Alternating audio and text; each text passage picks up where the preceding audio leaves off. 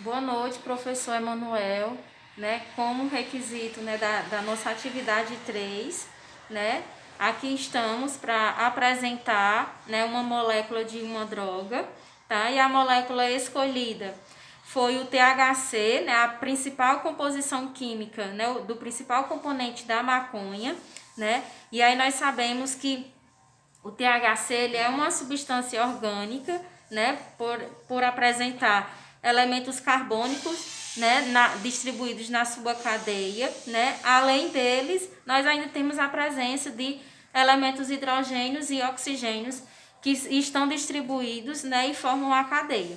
Nossa cadeia molecular ela é formada por 21 carbonos, 30 hidrogênios que estão distribuídos aqui, de forma estão desfasados, mas ambos estão ligados a cada carbono, Lembrando que o carbono ele é um elemento quaternário, ele precisa realizar 4 ligações, As ligações que ele apresenta, simples ou duplas, elas são, estabilizadas com elementos carbonos, então subentendemos que todos os elementos aqui demonstrados, eles estão totalmente estáveis.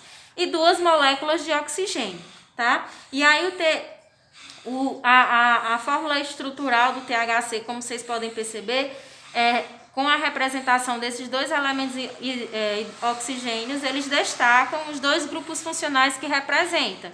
Aqui nós temos a função, o fenol, que é um OH, o oxigênio, ligado a um hidrogênio, e esse grupo ligado a um anel, quando nós temos essa representação, nós temos a presença da função oxigenada fenol, e a outra função que se destaca dentro da molécula, do THC, é o éter, que é quando nós encontramos oxigênio entre carbonos.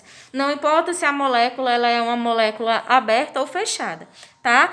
Lembrando que o THC ela é uma das 400 substâncias produzidas, pela planta cannabis sativa, que é o que comumente nós conhecemos como maconha, e uma das 60 substâncias presentes na maconha, que são denominadas de canabinoides, que são as substâncias psicoativas, tá? Então, dessa forma a gente consegue perceber, como é que está distribuída toda a nossa molécula do THC, na representação do grupo fenol e na representação do grupo éter, tá?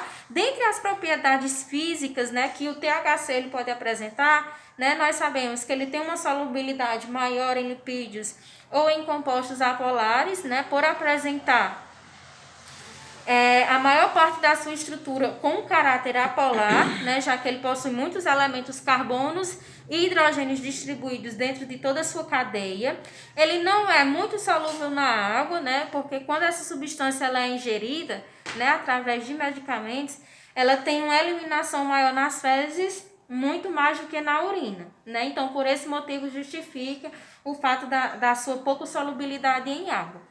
Quanto ao estado físico e a aparência que essa substância ela pode apresentar, ela é representada de forma sólida, em temperatura ambiente, com aparência límpida e transparente, E aí, os seus pontos de fusão, o de fusão ele está em torno aí de 66 graus Celsius e o de ebulição em torno de 156 graus Celsius, Quando essas propriedades elas têm representação químicas no THC, Como é que elas se destacam dentro desses aspectos? Quando elas são expostas à luz, calor e oxigênio, ela é transformada na substância canabidiol, como comumente nós já escutamos falar em algum momento de estudos, nas mídias sociais, quando elas são reportadas, quando elas são noticiadas.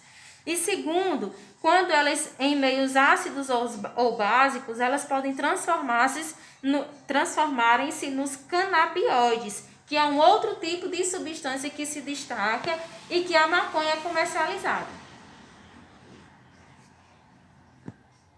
E aí, uma terceira propriedade dela é que ela pode ligar-se a receptores de canabinoides, nos neurônios, e por isso ela pode influenciar, pode ter várias ações biológicas, Dentre elas as funções motoras, no controle dos músculos, elas influenciam nas funções cognitivas, com diminuição da percepção, atenção e memória, né, por exemplo.